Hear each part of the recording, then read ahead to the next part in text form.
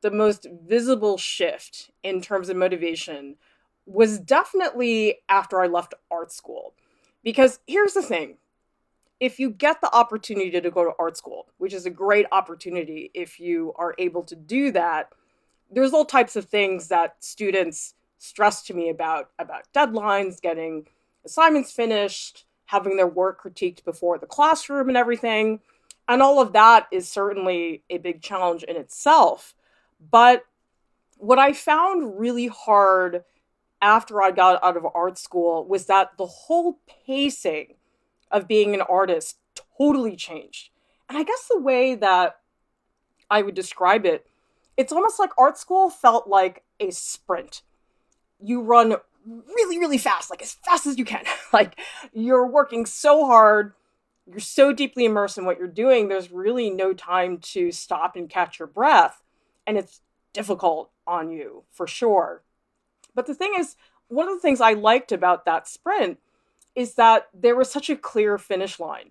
At the end of the semester, you'd do your final exams, you'd pass on your final projects, and then you'd collapse and go home for the break. And yes, there are certainly challenges there. I'm not saying there is not. But I guess when I discovered after I got out of art school is that there were no more sprints because you can't sprint all the time. You're going to drive yourself crazy and you can't stay up all night. In fact, I don't know why, but one of the first thoughts I had a couple months coming out of art school was, oh no, I'm not being productive because I'm not staying up all night working on my stuff. And then you realize really quickly, oh, that's a really unhealthy way to live. And I am not going to be able to sustain this long term. And so you quickly give up on that, thank goodness. And what I found is harder than the art school sprint is the treadmill. Because the thing about being a practicing artist is that it's like you're on a treadmill, okay? The treadmill is not going that fast. So it's not like you're sprinting or anything. You're just walking on the treadmill. But the thing is, it's not like it has the excitement of the sprint. Like, if you do a sprint, you almost have this like adrenaline rush, like, ooh, I'm going really, really fast and we're going to see where this takes me. And the treadmill doesn't have that adrenaline rush because you're just sort of doing a light paced jog because if you go any faster, you're going to burn out really quickly. But the problem is being on that treadmill is exhausting in a very different way. It's exhausting because I think oftentimes when you're an artist, there's a lot of reasons to be discouraged. And sometimes being an artist is sort of boring some days. I'm sorry to burst your bubble or fantasy. Maybe for some of you guys, it's incredibly dramatic and wonderful every second of the day, but it definitely is not for me. And I definitely have had days just doing the most boring things on the planet. I mean, I remember when I used to paint, I would just spend weeks preparing surfaces, like just gessoing canvas and building stretcher frames and stuff like that. That was just really laborious, that just had to get done because I couldn't afford and still can't afford right now to hire other people to do that type of thing for me.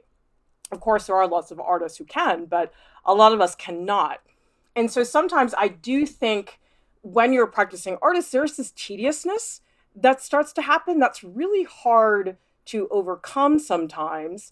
And I think that there's so many reasons to just be bumming about your art career. I'm sorry, I'm not trying to make this stream really depressing. I'm just trying to confront the reality of it because I think what really bothers me, especially on social media, nobody ever talks about how freaking hard it is to be an artist. There are so many things I love about being an artist. Trust me, I would have been out a long time ago if I didn't truly love what I do. But that's not to say that it doesn't come with a lot of challenges. And I think on social media, people are very protective of hiding all of that blood, sweat, and tears. People don't talk about that type of thing. And that's why I think it's really important that we talk about that today. By the way, if you guys are just joining us, I hope that you will jump into the chat box and tell me if you get discouraged as an artist, if you find it hard to stay motivated and on track, because I definitely do. And I'm not somebody who has any problems feeling enthusiastic about my work, but I do find it hard some days to get up and do what I need to do. Oh, hello, Lahona. Lahona saying, I love this topic, perfect timing. I think that there's never a bad time to talk about this. I think that pretty much every artist I have ever interacted with always struggles with motivation at some point, if not on an ongoing basis. And I think, like I said earlier, there's so many reasons to be bumming all the time. I mean, it's like if you're an artist, you can find about 8 different reasons right now to be bumming about some part of your career or your practice. Like, for example, there's no end of rejections that you will go through as an artist.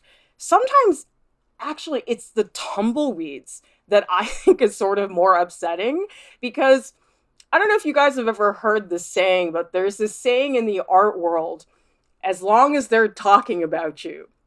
The meaning behind that phrase is that it's actually better to get a review of your exhibition which is negative than no review at all. And I totally agree with that, because it's one thing to have somebody be critical about the work that you're doing, but I think the difference is that you're being acknowledged, you're being talked about.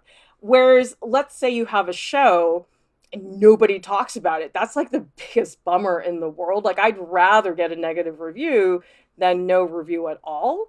Or I think a lot of artists get very discouraged about sales as well. Like, I know a lot of artists nowadays are selling work online, or they have an art fair coming up on the weekend. They're selling their work in person, and oh no, they didn't sell as many pieces as they thought, or they didn't sell anything. I mean, so many reasons to be bumming for one thing or another. Lahona saying, I got totally derailed when I was going to university, went into sciences 50 years ago. Wow. I've done pottery and fiber and owned gallery. It is just lately thanks to Art Prof. Okay, I'm going to let you... Oh, here we go. Starting to collect myself to start in earnest. That's why I'm such a good fan. Oh, that's so great. I'm really glad that you're getting back into it. Yeah, I know a lot of people who really... art is like their second act. Like, I have a really wonderful photographer friend who actually worked in science for decades, like had a full out like career in academia. And now today she's totally a full-time fine art photographer. And I'm like, good for you. That's amazing. I really hope that I'm doing something. I mean, maybe I'll have a second act at some point. Although I think in some ways Art Prof sort of is my second act, but that's for another time. Anyway, one of the things I think about being an artist is that sometimes people think it's all about us being struck by lightning and being so motivated and inspired. And sometimes it's not like that. Like, sometimes you're just like in the studio by yourself, like just really trying to engage and having a tough time doing that. And actually, one of the most motivating things that one of my former professors ever told me is, and it does not sound motivating, but it did. I'll explain in a minute. He basically said to me, Clara, there were some years I was just making my artwork and nothing happened. And I was like, oh my God. Like, on one hand, you could be sort of terrified by a statement like that. But the thing is, the person who said this to me is extremely well known in the art world, like is really top tier art world career, has won like major awards. So this is coming from somebody who has an extremely well established art career. And I'm thinking to myself, okay, well, if he had to do that, go through that tedium of just not a lot happening or moving forward with their career, then it's maybe not so bad that I'm doing something like that too. Because it's sort of like that thing where you go on Instagram and it just feels like everybody's sipping a margarita in Sicily. And I sort of feel like artists, we sort of have the same thing where everybody else looks like they're just so excited about their work and doing amazing things. And wow, look at all this progress. And the thing is, people just edit out all the stuff that I think is really difficult to do. It's really just, oh my gosh, it's so much. Oh, let's see. We've got a super chat from Scotty Eifert. Thanks for all the wonderful content. Well, thank you so much for that super chat, Scotty. We really appreciate your support. If you guys did not know about super chats are basically like a tip jar. So if you guys want to throw us $1 or whatever amount you guys want, everything that you guys contribute to us goes right back into us creating content for you.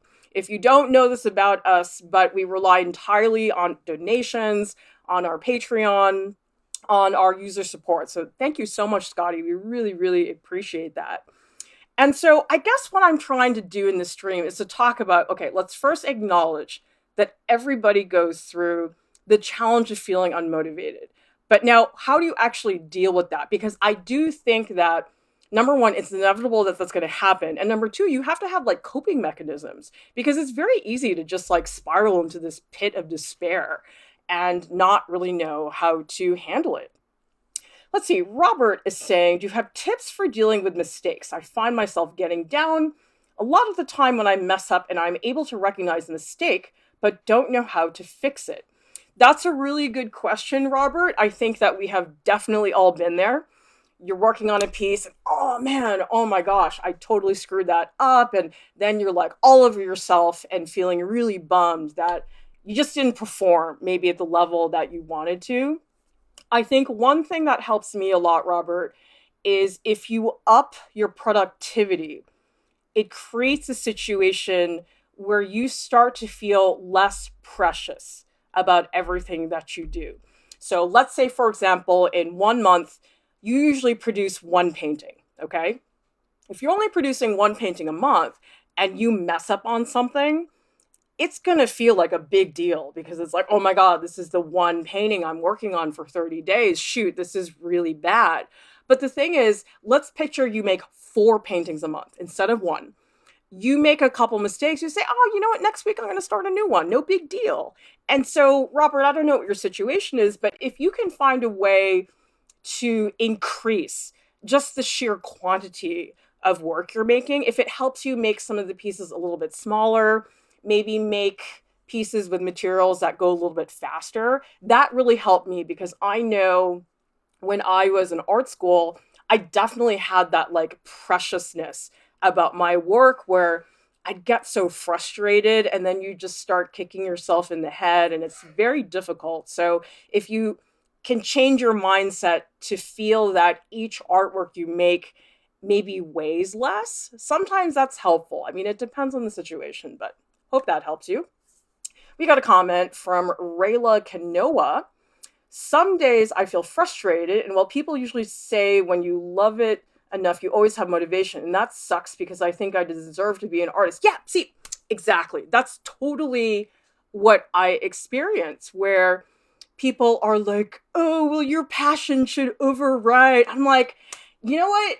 Passion does not help me when I spend 5 hours on a Saturday renaming files. That does not help me, okay? Like, okay, you guys in the chat, tell me what is one of the most tedious, boring tasks you've ever had to do as an artist that was necessary to your practice, but that was not fun and not inspiring and did not motivate you. For me, it's renaming files because like whenever I'm organizing the video files and the stills and just, oh my God, it's such an organizational disaster. Like I honestly thought buying like 8 terabytes in drives was going to sustain me for a while, but I guess not.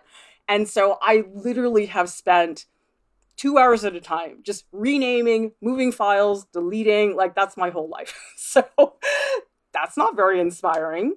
Oh, good. I'm glad that's going to help you, Robert. Tell me how that goes, because I think that everything that I do as an artist, I consider to be total trial and error. Like you just see, okay, is that going to help me? Is that not? But I do think you guys, and you can tell me if you agree or disagree, I do think so much of an artist is your mindset. It's like how you think about it. Because actually, my personal, I guess, career as an artist hasn't changed that much over the past few years. I mean, I still teach at the same college. I'm running art prof. My studio practice fluctuates, but it's fairly similar. And yet, how does that explain why some days I don't feel motivated. I don't want to lift a finger and I'm bumming out big time. And other days I feel like my brain is like on fire and I can't make the artwork fast enough. And of course, there's so many degrees in between. But I think so much of that is just your mindset and how you're countering all that. Let's see. Kirsty M is an undergrad. I hated still lifes. You know something, Kirsty? I totally had the exact same mindset with still lifes for the longest time. But I can tell you that you can make still life fun. It can be super cool if you get really interesting items. If you guys go to our oil painting tutorial, I actually got a jackfruit and a lobster to paint. It was so fun. So just get some seafood. That usually helps a lot in the still life department. Anyway, let's talk about some ways for how to cope with the lack of motivation sometimes, because I think we all know that we experience this to a certain point. So one thing that I do regularly, I always talk to my artist friends. Now, here's the thing. When I say artist friends, I don't mean necessarily your friends who happen to be artists. They really have to be artist friends who you relate to on a professional level. Because I have friends I went to art school with who are really cool artists, but we don't really see eye to eye in terms of how our practice goes about. And so we're like friends, we don't really talk about our practice.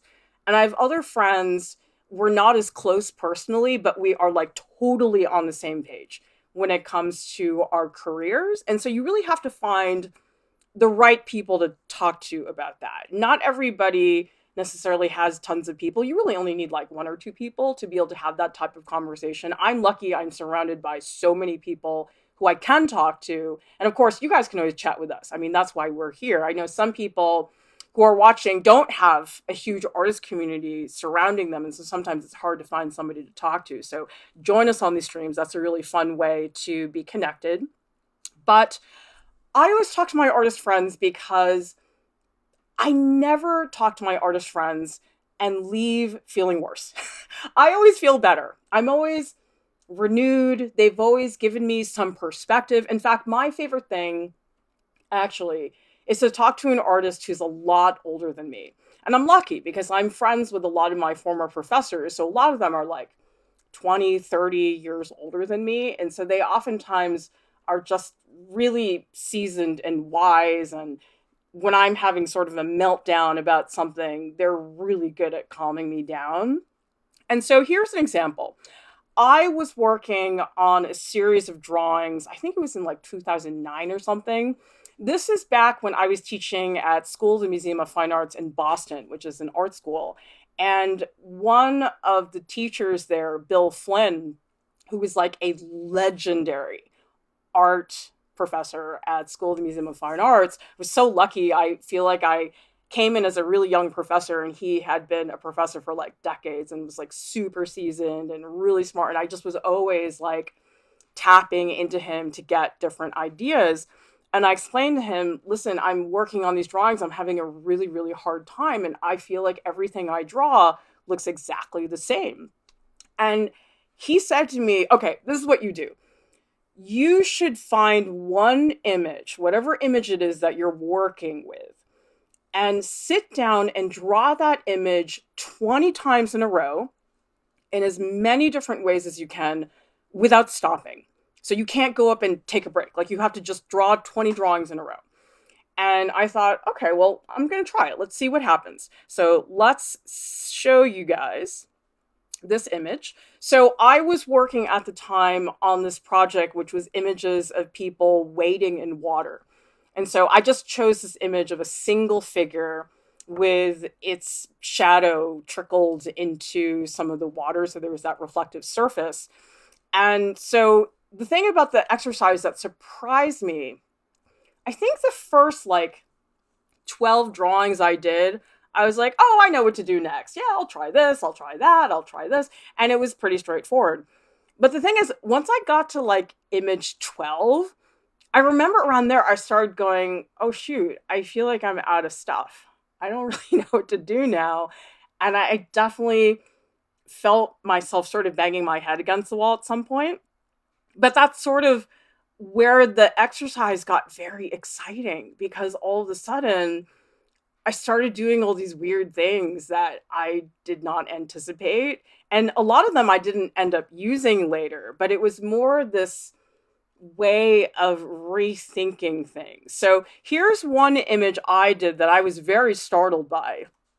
It's this image, because all of the other figure drawings I had done, it was just the person and the water, okay?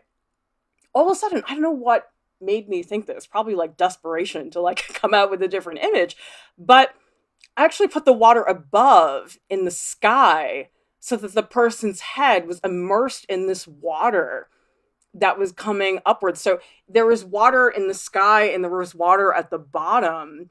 And I did not end up using this image in the end. But I remember at the time thinking, wow, I would never have come up with that if I hadn't tried Bill Flynn's idea. And then another one that I was excited about was this one, because my assumption going into this exercise, you have the person, you have the reflection in the water, had always been that, oh, the person must be the dominant part of the image because the person is the physical presence and the reflection is just this little shadow of that figure. But the thing is, in this drawing, do you guys see how the figure feels less present than the reflection, how the roles have reversed? So in some ways, the reflection in the water is the part of the image that has weight to it, and the figure becomes almost this ethereal ghost. And so those two images, this one and this one, I would never have made these images if I hadn't done Bill Flynn's project, which, if you guys just joined us, 20 drawings in a row of the same image, trying to draw it as many different ways as you can nonstop. So you're not allowed to take a break. And I cannot tell you guys how many times I have passed on this exercise to my own students. And it's like, if Bill Flynn and I had never had that conversation, I would never have had that opportunity. And to this day, when I look back on this project of these waders, this was the turning point. This was the moment where things really started to pick up, because I really felt like I was just doing the same thing over and over again. And so that conversation, honestly, that was like a 5-minute conversation that Bill and I had probably when I was like getting still life items out of my locker, and he was probably like running around setting up lights or something. Like, it was a very casual conversation. But look at what resulted out of that. That was really, really cool. Let's see, Kirsty's in the chat saying, I enjoy both of those. They have deeper meanings. The exercise really pulled something out of you. Yeah, and I mean, I think Bill is a brilliant artist, but he's a really incredible teacher. And it bummed me out that I never had him as like an actual professor, but I feel like, wow, next best thing was to be his colleague. So that was really, really cool. And so actually, going off about how to stay motivated, here's another way to do it. In addition to talking to your artist friends, sometimes it's really nice to have a subject that can really anchor you, something really concrete. And I think Bill's project called Armed Chair is a really great example. And actually, I am so lucky because I have Bill's armchair book here. And I just love these catalogs. I also feel very lucky because I just have this beautiful stash of artist catalogs and books that a lot of my colleagues, former teachers, and students have given me. And I just love that stack of books. It's just a very special thing, especially because everything's online now. It's so nice to have something that's actually a hard copy. But the other thing that I really like about this book, in addition to being a great book, I just love the way he signed this. He wrote, "To Clara, who knows the meaning of a mark." And I just love this so much. It's just really, really special. Let's see. Rayla Kanoa is saying, I know paintings should scream message, but can I just draw something like a moment and emotions? And I can include that in my art school portfolio because I see a lot of people always use strong pieces. I mean, I think, Rayla, there's no sort of rule that says you can't make something that's just about pure emotion. There's tons of examples in art history and contemporary art that are really about just the rawness of emotion. I think that I don't know what images you're working with, and I'm not looking at something right now, so it's a little bit hard for me to give you more accurate advice. But my feeling is that you should just try it. Like, honestly, you've got nothing to lose. And I think that sometimes I have ideas in my head, and I think to myself, oh, that's a really good idea, Clara, do that. And then I do it, and I'm like, oh, that was really dumb. And then other times, I'm like, oh, that's not gonna work. No, no, no, no, no. And then I draw it because somebody told me to, and it actually turns out pretty cool. So you don't know. Put it on paper, Rayla, see what you have. And I would suggest if you have something that you want us to look at, submit it for a live critique. And actually, I'll bring up that slide here because we do have a submission form. If you guys go to artprof.org and you click on critiques, you can submit your form, you can get a free live critique, and we will talk about your artwork for a pretty extended period of time. So I would really encourage you to do that. We would love to see the work that you're doing. Okay, so getting back to armchair, let me show you guys, let's see. Okay, so basically, the way this book is, there is a chair that Bill's mother was throwing away. And basically, Bill Flynn spent 3 years drawing this chair. This is just the most extraordinary series of drawings. They're so diverse. And the other thing that's really amazing about it is that you end up watching the progression of the chair, because in the beginning, the chair feels more like an object. But he talks in the catalog about how eventually the chair became a symbol of war because he was listening to NPR a lot. This was during the time of the Iraq War. And then all of a sudden, the chair transformed into something quite monstrous. And isn't that incredible that you could get a chair that your mother was going to throw out and draw nothing but that chair for 3 years and still sustain yourself? So in some ways, I sort of feel like this body of work that Bill put together was like an epic version of that 20 drawings exercise that he asked me to do. I mean, he basically did that same thing here. And that's remarkable patience. I know so many people, you ask them to stick with one object, they draw it for a week and call it a day.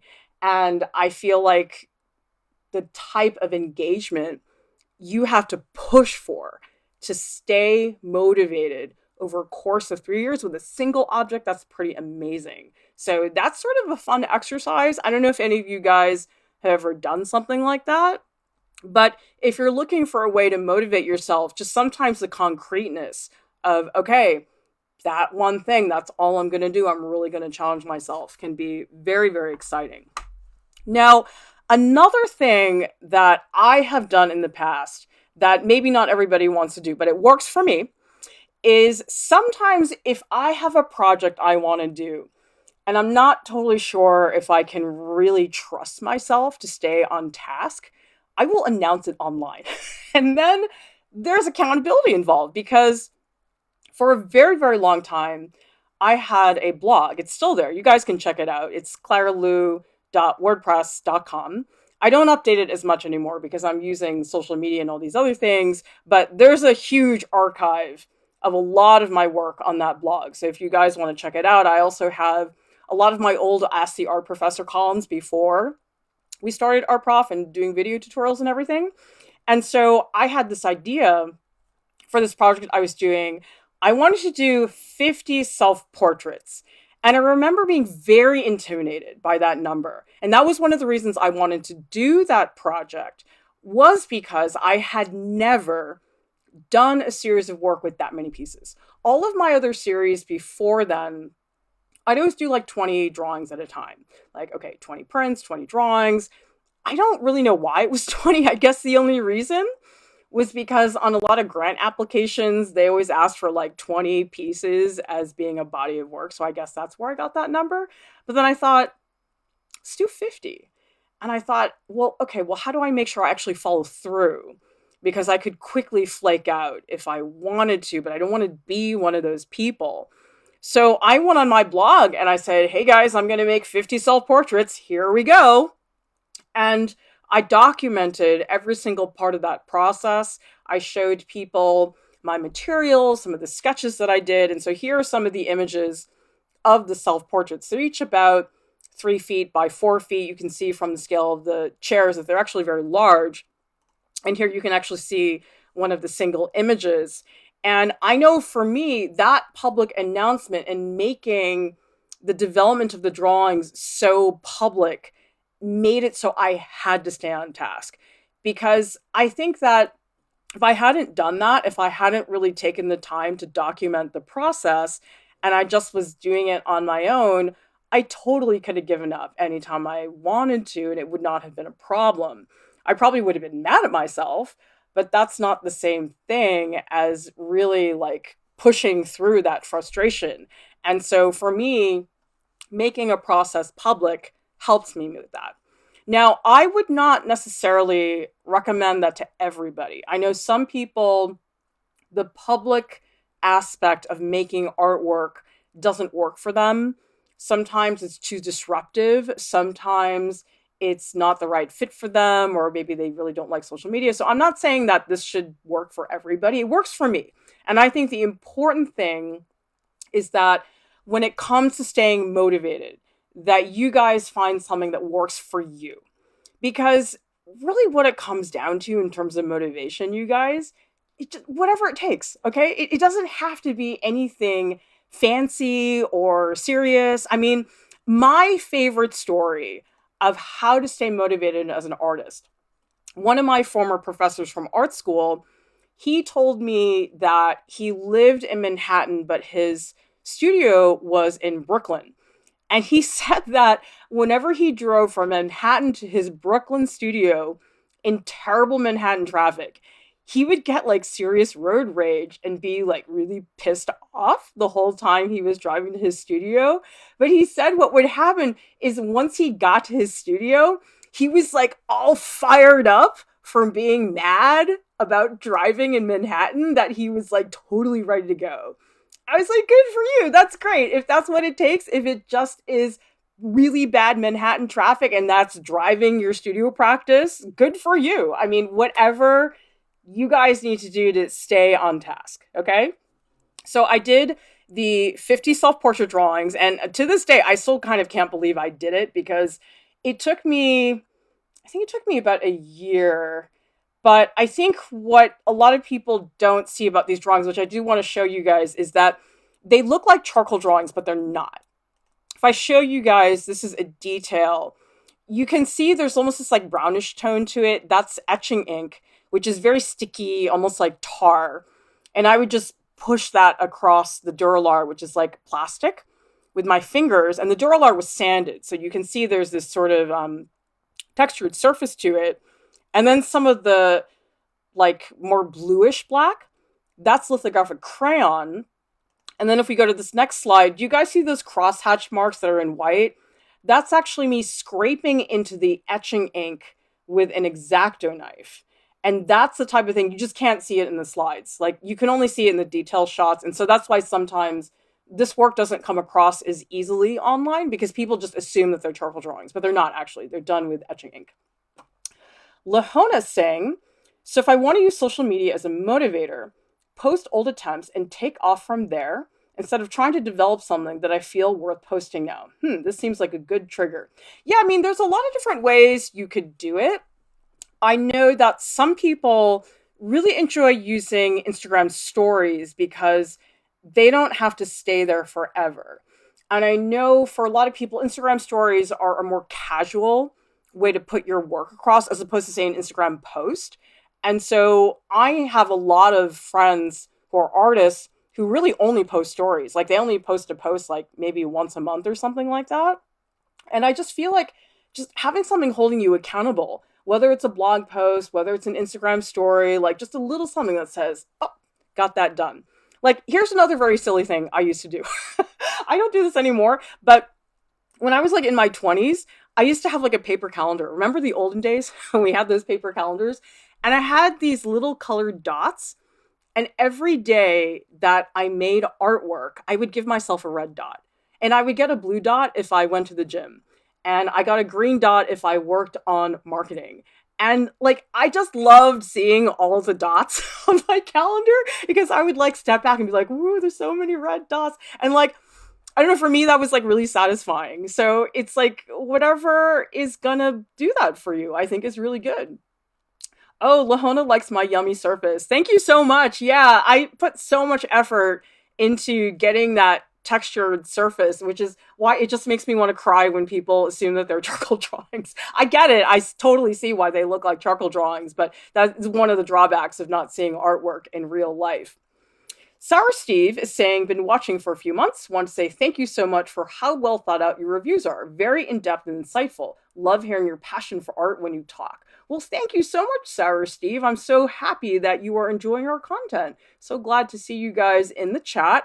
And again, if you have ideas for how to motivate yourself, what are some things you guys do, no matter how silly they are? Remember, Manhattan traffic. That's what motivated my former art professor to work in the studio, whatever it takes. Tell me what you guys are doing yourselves. Are you using social media? Are you making a paper calendar and putting little stickers on it like I used to? Whatever it is that you guys used to do. And so just in case you're curious, here are my 50 self-portraits that I did eventually. And then, of course, I followed this up with 50 sculptures. Please don't ask me why, because yes, I'm a glutton for punishment. But you guys can check out some of this work. I have all the links in the video description below of these projects in case you're curious to see what we have been up to. But another funny thing that I was not anticipating was one of our Patreon rewards is actually for a $5 monthly donation. I send out snail mail with a piece of artwork by me. And the whole deal with this artwork is it has to be exclusive. It's artwork that I don't post anywhere.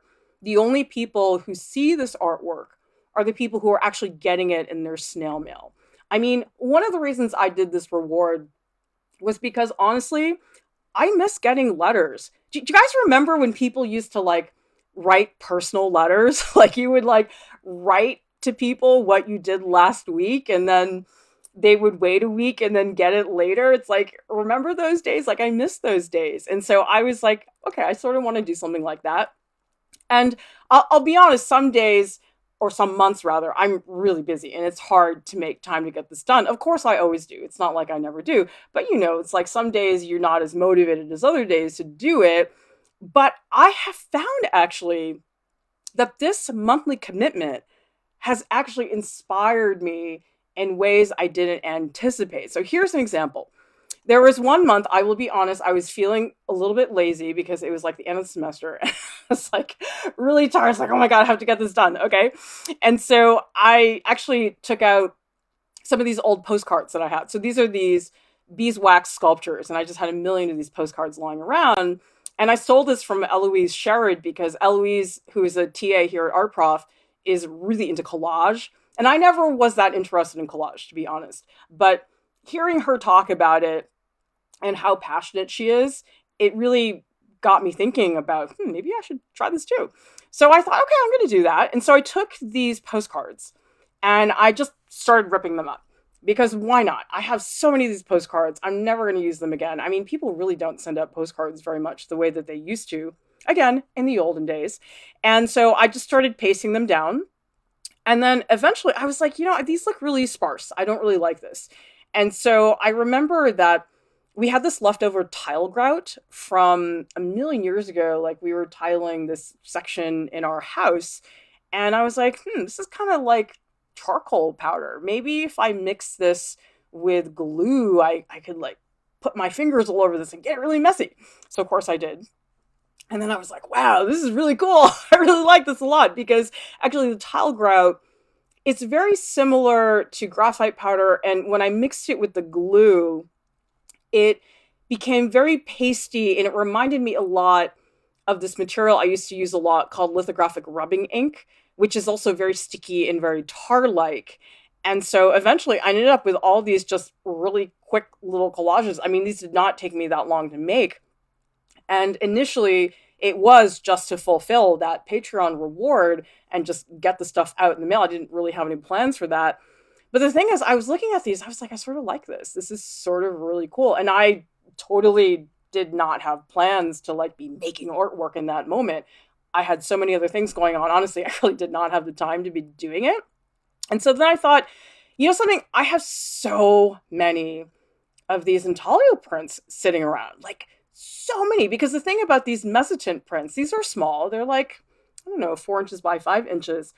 When you do printmaking, for the most part, you're expected to print something called an edition, which is basically the final version of that print. So this print is printed in an edition of 5. So there are 5 like perfect printed prints that look exactly the same. And those are the pieces that I would sell in theory. But the thing is, to get 5 that are that perfect, at least with somebody with my printmaking skill, which is not necessarily the best, probably definitely is not, I think in some cases, I printed like 20 to get 5 that were really, really good. And so you end up with just like piles of old prints, messed up ones that for one reason or another could not go into the edition. And I always felt bad because I'm like, oh, these things are just sitting around and they're not terrible, but they're also not really high enough quality for me to really be like selling the way I would the editions. And so I looked at these, I was like, well, why can't I just take these mezzotints and start ripping them up the way I did with those postcards? So I started thinking about that.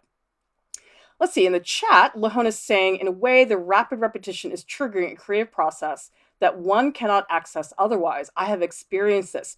Absolutely. You totally hit the nail on the head. I think that's the pattern we're seeing, at least here with my work, is that having to do something over and over and over again, you have to find ways to keep it interesting for yourself. At least I do. I feel like I would get really bored otherwise. And so what I ended up doing, I took the mezzotint prints, I ripped them up the exact same way that I had done with those postcards. But the thing is, this was a lot more intentional because I already had a thought about, okay, well, what might I do with this and how might this be similar? How might it be different? And it certainly is hugely different because, first of all, the mezzotint prints are on really nice rag printmaking paper.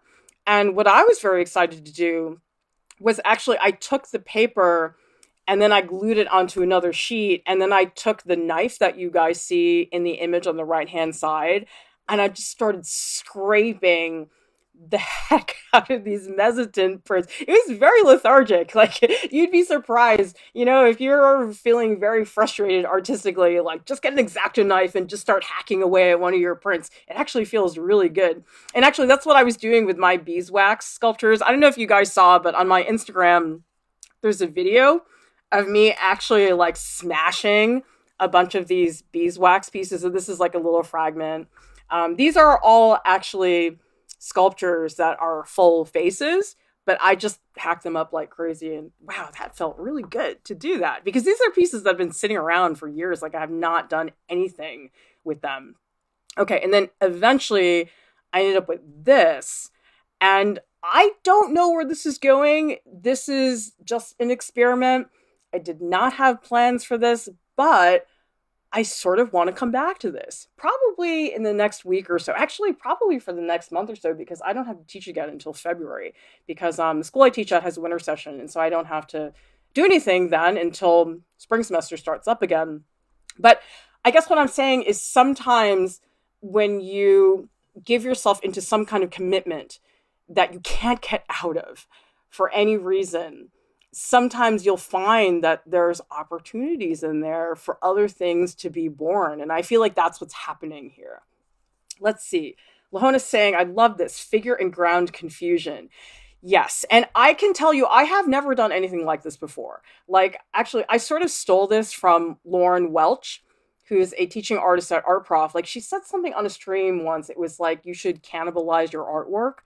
And I'm not really somebody who does that. Like, I know a lot of people, they'll work on a painting and then not touch it for a really long time and then come back to it a year later. Like, I don't do that. I usually make the artwork, it's done, I leave. I don't really do that. And so this idea of me revisiting old artwork and almost like recycling it and shifting and changing it into something totally new was very strange and oddly very satisfying. And I also felt really lazy because I was like, wow, that was really easy. I didn't have to like work very hard to get to that image because I already had it in the print. So that was sort of fun. And the thing is, like, a lot of this work probably would have gotten tossed anyway because I was trying to clean out my studio and I was like, why not just give it a second life? Like, it's not gonna hurt me to like tear up these mezzotints. I mean, it's like they're there anyway, so why not try that? So I guess what I'm saying is anything can really work. And by the way, you guys, if for some reason or another you really don't feel motivated and you're bumming big time for one reason or another and you just feel like nothing is happening and you're just very, very frustrated, it's really okay to take a break. It really, really is. I know a lot of students get very worried about doing that. And I remember I was talking to a former student a few years ago. We were both sort of complaining to each other, like, oh man, I haven't done my stuff in so long. I've had so many things going on. And the student said to me, yeah, oh my God, I haven't been to the studio in 2 weeks. I'm like, oh, 2 weeks? I'm like, let's not talk about how long it's been since I've been in the studio. Because actually, some of my favorite work that I have made has happened because I took a long break. Because I feel like, I think it was in like maybe it was 2014. I guess 2014 was when I was starting to think about art prof. Like, this is very, very early on. Like, nothing had actually happened. It was just, I called it pie in the sky. Obviously, pie in the sky is sort of real right now. So anyway, things did work out eventually. But I remember feeling so burned out. Oh, you know what it was? I made the mistake, and I don't recommend this to anybody. I had two simultaneous solo exhibitions in 2014 that just killed me. And that really was just too much because I was teaching a lot and I was doing my studio practice. And actually, my kids were very young at that time. Like, they were probably, they were probably like in kindergarten. So they're like very, very high maintenance. And so having those two solo shows was very hard. And I just did not want to make artwork after that. I just was done for a little while. And honestly, I probably should have felt worse about that, but I just was so not in a place to be wanting to be in the studio that I remember very specifically after that show saying to myself, you know what, Clara, you're not going to go in the studio again unless you really want to be there. And it's okay. You work on art prof for a little bit. You'll come back to the studio when you're ready. And you know something? It was like 2 years. And that's sort of scary. Like, I think for a lot of people, for a lot of artists, stepping away from their practice for that long would be sort of unnerving and terrifying. But I knew I was going to come back to it. I had art prof to keep me busy. And actually, that probably was better timing because that's when we really were trying to build something out of nothing. And wow, we had a lot of work to do. And so that's probably one of the reasons why, because I had so much other stuff going on. It's not like I was sitting around twiddling my thumbs. But when I did come back to the studio, it was in 2016. And that's when I created this series of artwork called Scars That Speak. And if you want to see more of this artwork, just go down to the video description below and find the link to this project on my personal website, claralieu.com. And this artwork, oh my God, like, I was so just charged to make this work. And I remember sleeping like art school hours. Like, I was like staying up till like 3 a.m. to work on these drawings. I was like, what's wrong with me? I'm like, I should not be staying up this late. Like, I need to like be up doing things for my kids in the morning and everything. But I was so like, oh my God, so excited about the work that I like could not help myself. And like, I just thought to myself afterwards, you know what, that was worth 2 years waiting for that time. I'm not saying everybody should always do that because depending on where you are in your career, that might not be such a great idea. And for some people, maybe if your artwork is actually part of your income, like maybe you can't actually do that. Maybe you don't have the luxury of doing that. I'm a little bit of an exception because I teach, the teaching's my bread and butter. I don't rely on my studio practice for my finances or anything like that. So I really can just do whatever I want with it. Not everybody can do that. So I'm just trying to recognize the specificity of my situation. But I ended up making this work that I was very excited about. And here's the thing, I have always been one of those people, like, I feel very lucky that I've had a lot of opportunities to do what I want with my artwork. But in terms of grants and awards, like, I have not like logged all those awards that all these people in my field get. Like, I was not getting like all the, and the thing is, it's like you get to a certain age and it's like, oh yeah, everybody else is winning those. I'm like, okay, I guess it's just not me. But this is the body of work that I actually won my first like major artist grant, which was the Massachusetts Cultural Council Artist Fellowship, and I won it in 2018. And I was like, okay, that was really worth it. And you know something, just to make you guys feel better about artist grants, guess what? I won that grant in 2018, and I applied every year starting in 1998. It took me 20 years to win that fellowship. So anyway, I feel like I logged the years in terms of those grant applications. Let's see. Ayodeji is saying, I'm not an artist, but as an aspiring writer, I remember giving up on writing for like a year because it was becoming more of a routine activity than a passion. When I came back to it this year, my writing was more refined. My creative process was much more easy to access. Oh, I'm so glad to hear that, Ayodeji. Yeah, I feel like, guys, taking a break, it's not such a bad thing. I know a lot of artists tend to sometimes self-flagellate, like, oh, well, I'm only doing this because I'm giving up, or sometimes you just got to recharge. And that motivation does not have to be going full steam all the time.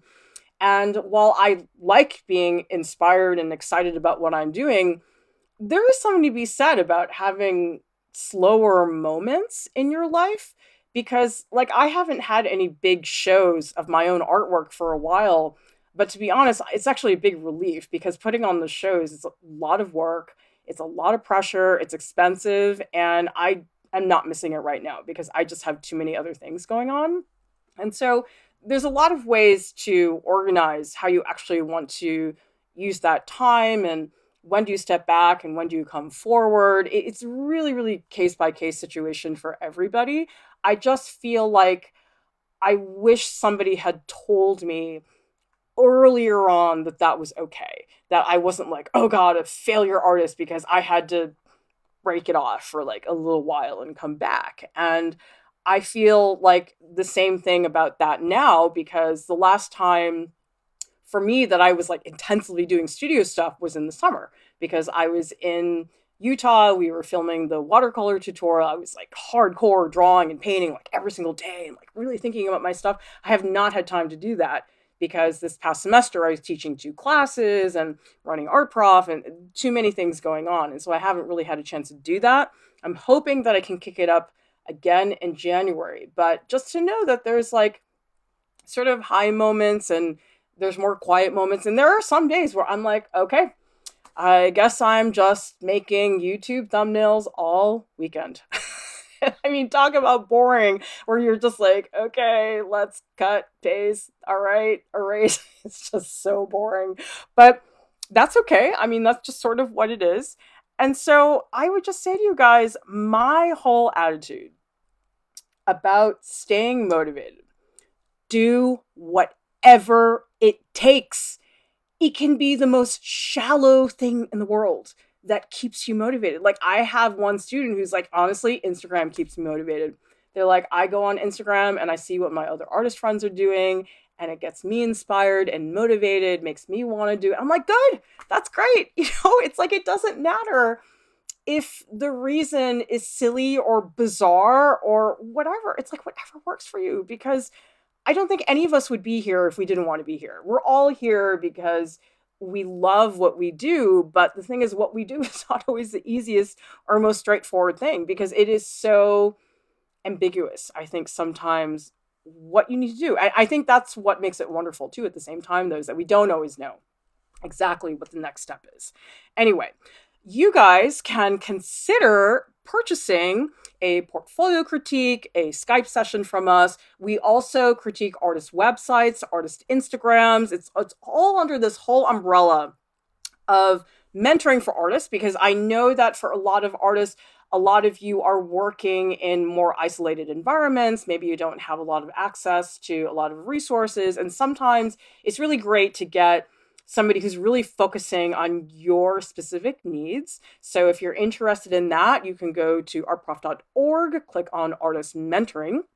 Thank you so much to our top supporters: Johnny Mack, Lahona Rampton, Ross Hines, Tammy Dreiger, Sally Webster. You guys make it possible for us to keep providing the content that we love producing for you guys. Thank you so much. I mean, you guys just really make my day. Every time I look at this slide, I'm just like, oh, you guys are just the greatest thing. I just love that there are people like that out there in the universe that care so much about making this content accessible to everybody. If you would like to become a Patreon top supporter, you can support us and you can get rewards like that snail mail that I was talking about. But also on top of that, if you are a Patreon supporter, you are automatically entered into a monthly giveaway. And basically, if you win that giveaway, you get to pick a prize. You can get a portfolio critique, you can get original artwork, you can get art supplies, all kinds of cool things. That's on top of the rewards. That's pretty sweet if you guys ask me. And all you have to give us is like $1 a month, and you'll be automatically entered into this giveaway. So I really hope that you guys will consider supporting us, because we love making this stuff for you. But to keep it going, we have to have a budget that makes all of this stuff possible. Let's see. Lahona's in the chat box saying, after connecting with Art Prof, I no longer feel that art school is the only way. Oh, that's great to hear, Lahona. I'm so happy that you said that, because I don't know about other countries. I'm sort of guessing it's not quite the same as the US, but I mean, a lot of the art schools in the US, they're charging like 60,000, 70,000 US dollars a year. So we're talking like $250,000 to go to a 4-year art school program.